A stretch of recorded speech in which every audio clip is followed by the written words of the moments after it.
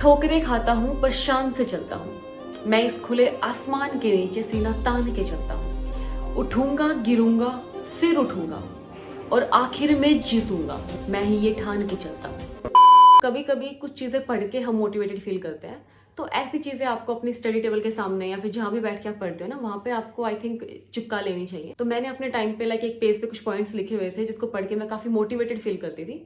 तो चलो मैं आप लोग के साथ शेयर करती हूँ। फर्स्ट पॉइंट था यू डिजर्व बेटर। जैसे पहले होता था ना कि जैसे चाय वाले का बच्चा चाय बेचेगा, डॉक्टर का बच्चा ही डॉक्टर बनता है, तो ये चीजें पहले एग्जिस्ट करती थी। आजकल तो ऐसा कुछ भी नहीं है। आपने खुद देखा होगा कि इतने अनएजुकेटेड फैमिली के बच्चे भी कहाँ कहाँ टॉप कर रहे हैं। तो आप ऐसा मत सोचो कि हमारे पूरे फैमिली बैकग्राउंड में कोई भी एजुकेटेड नहीं है तो हम कैसे नीट क्रैक कर सकते हैं।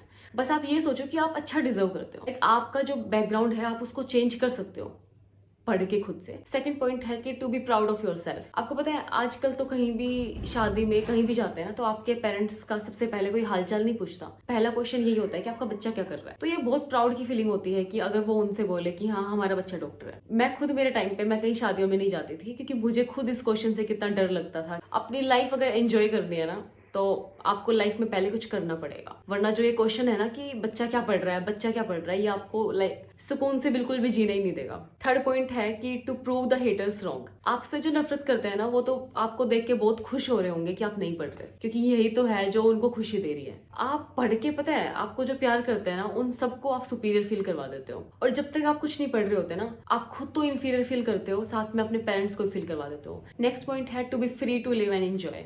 मैं मेरा बताती हूँ। जब तक मेरा सिलेक्शन नहीं हुआ था ना तो मैंने सारी चीजें पेंडिंग छोड़ी हुई थी, और आई नो कि आप लोगों ने भी, जो बच्चा पढ़ रहा है जोरों से उसने भी सारी चीजें पेंडिंग छोड़ी होंगी कि नहीं बस कुछ दिन पढ़ना है, उसके बाद तो कॉलेज में जाके मैं सारी चीजें सेलिब्रेट करूंगा अपनी फैमिली के साथ। मैं बहुत ज्यादा एंजॉय करने वाला हूँ। आप लोगों ने यही सोच रखा होगा ना। तो ये सारी चीजें पता है मोटिवेशन होती हैं। जो पॉइंट्स मैंने बताए हैं आप उनको राइट डाउन करके एक बार खुद से अंदर से फील करके देखना कि जो छोटी छोटी चीजें है ना ये अपने आप में एक बहुत बड़ा मीनिंग कैरी करती है। तो चलो वीडियो स्टार्ट करते हैं कि 650 नंबर कैसे लेना है। तो सबसे पहला पॉइंट कि मैं मान के चल रही हूँ कि आपने काफ़ी सारा सिलेबस कवर कर लिया होगा, और मैं इसमें इंडिविजुअली सब्जेक्ट्स के बारे में बात नहीं करने वाली। मैं इसमें ओवरऑल बात करूंगी कि आपको 650 कैसे स्कोर करना है। तो सबसे पहला पॉइंट है कि आपको पीवाईक्यू सोल्व करना है। मैं आपको बता चुकी थी, हमेशा बोलती हूँ कि चैप्टर के साथ साथ आप पीवाईक्यूज कवर करते चलो। तो अब टाइम आ गया है कि आप पीवाईक्यूज को मॉक की तरह सोल्व करो। पूरा एक ईयर का फिजिक्स, केमिस्ट्री, बायो का ओवरऑल आप एक OMR शीट पे दे के देखो, फिर देखते हैं कितने मार्क्स आपके आते हैं। आपको पीवाईक्यूज सोल्व तो करने है, आपको उनको एनालाइज करना है। तो मैं आपको पीवाईक्यूज के लिए एक बुक दिखा देती हूँ। और एक और चीज की पता है मैं आपको बुक खोल के क्यों दिखाती हूँ, क्योंकि अगर कोई आपको बुक बताता है और आप अगर वो बुक खरीद लेते हो, किसी को पसंद आएगी, किसी को रिग्रेट होगा। तो मैं नहीं चाहती किसी को रिग्रेट हो, तो इसलिए मैं आपको पहले ही खोल के दिखा देती हूँ कि इस बुक के अंदर ये है। अगर आपको वो पॉइंट्स देख के अगर आपको बुक अच्छी लगती है तो आप खरीदो, अदरवाइज नहीं खरीदनी आपको। इसलिए मैं आपको पूरी बुक खोल के सारी चीजें कवर कर देती हूँ कि इसमें ये चीजें गिवन है। तो ये वो बुक है दिशा पब्लिकेशन से। तो देखो सबसे पहले इस बुक में 2007 से लेके 2022 तक के क्वेश्चन पेपर गिवन है। साथ में कुछ एडिशनल बताती हूँ मैं आपको। जैसे इसमें 2020 का दोनों पेपर गिवन है, 19 का उड़ीसा वाला भी गिवन है, और 16 का फेज 1 फेज 2 दोनों गिवन है। और 2015 में आपको पता होगा कि कैंसिल हो गया था पेपर, तो जो रिटेस्ट हुआ था वो भी गिवन है। उसके बाद 13 का कर्नाटका सोल्ड पेपर भी गिवन है। 11th-12th के मेन और स्क्रीनिंग दोनों गिवन है। तो ऐसे करके आपको सारे सोल्ड पेपर मिलेंगे। उसके बाद आपको अगर आपको समझ नहीं आता है सोल्यूशन, तो यहाँ पे स्कैन कोड गिवन है, आप स्कैन करके वीडियो सोल्यूशन भी देख सकते हो। उसके बाद जैसे ये क्वेश्चन पेपर है, तो इस बुक में क्या है कि आपको एररलेस सोल्यूशन मिलेगा, सबसे पहली चीज। उसके बाद क्या है कि जैसे सॉल्यूशन के बाद आपको टिप्स एंड ट्रिक्स मिलेंगी, क्वेश्चन को कैसे आप इजी मेथड से सोल्व कर सकते थे, या फिर आपको नोट्स मिलेंगे कि जिससे आप अपना प्रॉब्लम सॉल्विंग को और इम्प्रूव कर सकते हो। तो ऐसे करके इसमें सारे क्वेश्चन पेपर गिवन है। इस बुक का लिंक मैं आपको डिस्क्रिप्शन में दे रही हूँ। नेक्स्ट पॉइंट आता है रिवीजन, क्योंकि जो बच्चा पूरी साल पढ़ता आ रहा है ना, अगर लास्ट में आके वो रिवीजन नहीं करता है ना तो कोई फायदा नहीं होगा उसका। तो अगर आप पूरी साल इतना नहीं पढ़े और अगर अब इन 2 महीनों में 3 महीनों में आप अच्छा पढ़ लेते हो ना, तो पूरी साल पढ़ने वाले बच्चे को भी आप अच्छा कंपटीशन दे सकते हो। तो ये लास्ट का टाइम बहुत ज्यादा जरूरी होता है, बहुत ज्यादा तो थोड़ा सीरियस हो जाओ एटलीस्ट अब के लिए। तो एक बार मॉक टेस्ट दे के देखो, आपको पता चलेगा। आपको लग रहा होगा ना कि आपकी पूरी अच्छे से तैयारी हो गई है। एक मॉक टेस्ट दोगे ना, आपकी इतने सारे सिली मिस्टेक्स हो जाएंगी, इतनी सारी हो जाएंगी ना, तब आपको पता चलेगा कि हाँ जो बच्चा नीट का पेपर दे के आता है वो आके जब बोलता है ना कि हाँ ये भी नेगेटिव में गया, ये भी नेगेटिव में गया, तो कितना पेन होता है उस टाइम पे, क्योंकि हम नेगेटिव तो बिल्कुल अफोर्ड नहीं करते हैं। मेरे तो खुद के इतने सारे नेगेटिव होते थे, वो तो मैंने इतने सारे मॉक टेस्ट दिए तब जाके मेरा थोड़ा सा नेगेटिव मेरा कम हुआ। तो आपके पास तो अभी काफी टाइम है, आप अच्छे से प्रिपरेशन कर सकते हो, आप अपने नेगेटिव को बिल्कुल मिनिमाइज कर सकते हो इस टाइम पे। तो मैं आपको सजेस्ट करूंगी कि यार इस टाइम पे 2 ही चीजें सबसे ज्यादा जरूरी होती हैं, रिवीजन करना और मॉक टेस्ट देना। 2 ही चीजें जरूरी है बस। आप लगातार ये चीजें करते रहोगे ना तो आप इंप्रूव करते रहोगे। आपके मार्क्स भी आप देखोगे ना कि पहले मॉक टेस्ट में जितने आएंगे और एक मॉक टेस्ट आप नीट से पहले जो देके जाओगे, रात और दिन का डिफरेंस दिखेगा आपको उसमें।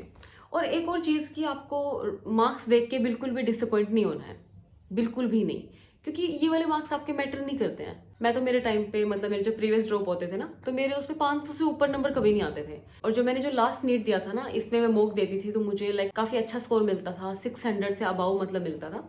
तो मैं काफी खुश होती थी देख के। लेकिन फिर मैं सोचती थी कि नहीं, मुझे सीखना है। तो मैं क्या करती थी, जो क्वेश्चन सही होता था मैं उसको भी देखती थी कि हाँ ये मैंने कहीं तुक्के से सही नहीं हो गया है, ये मुझे आता था ना अच्छे से।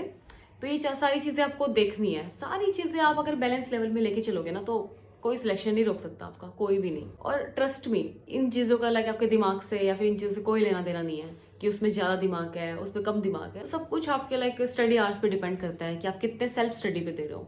इस टाइम पे आके सेल्फ स्टडी के आवर्स आपके बहुत ज्यादा इंक्रीज हो जाने चाहिए। एटलीस्ट आप 10-12 आवर्स तो मिनिमम है किसी बच्चे के लिए, सबसे कम है। और अगर आपने कम पढ़ा है तो आप एक बैलेंस करने के लिए कम से कम 14-15 घंटे तो पढ़ो। मेरे टाइम पे मैं 16 घंटे से तो ऊपर ही पढ़ती थी हमेशा। मैंने कभी 16 से तो नीचे तो कोई पढ़ाई नहीं होगा, ये सोचो आप। लेकिन ये कहने का ये मतलब नहीं है कि आप अपनी नींद छोड़ के सिर्फ पढ़ाई करो। ये चीज आप तभी करो अगर आप कंफर्टेबल हो। ऐसा नहीं होना चाहिए कि आप जबरदस्ती 16 घंटे बैठे हुए हो और आपको नींद आई जा रही है, एफिशिएंसी बिल्कुल 0 हो गई। तो वो क्या मैटर करेगा फिर, आप बताओ। जी, स्टडी आवर्स फिर भी 1-2% कम हो जाए, लेकिन एफिशिएंसी मैटर करती है। आपका पूरा दिल दिमाग जो है ना कहीं दाएं बाएं नहीं होना चाहिए, बिल्कुल आपके किताबों में होना चाहिए, तब जाके वो पढ़ाई आपकी मैटर करेगी। लास्ट में मैं यही बोलना चाहूंगी कि आपको ये 2-2.5 महीने जितने भी हैं आपको बिल्कुल मोटिवेटेड रहना है। और जितना हो सके ना अपने जो आपसे प्यार करते हैं, आपकी फैमिली मेंबर्स हैं, उनके साथ रहो यार। तो सारी नेगेटिविटी से बिल्कुल दूर रहना है, अपने आप को मोटिवेटेड रखो। ये आपकी जिम्मेदारी बनती है कि आप अपने आप को कैसे मोटिवेटेड रखते हो। मैं तो आपके लिए हुई, आपको जब भी थोड़ा सा भी लो फील होता है आप आके मुझे देख लिया करो कि इसने कर दिखाया तो फिर हम भी कर दिखाएंगे। मुझे लास्ट वाली वीडियो में बहुत अच्छा लगा कि आपने इतने सारे कमेंट्स मुझे लिखे, मुझे बेस्ट ऑफ लक बोला, तभी शायद मेरा एग्जाम अच्छा हुआ। तो थैंक यू सो मच। अपनी अच्छे से तैयारी करते रहो। Best of luck for preparation और बाय बाय।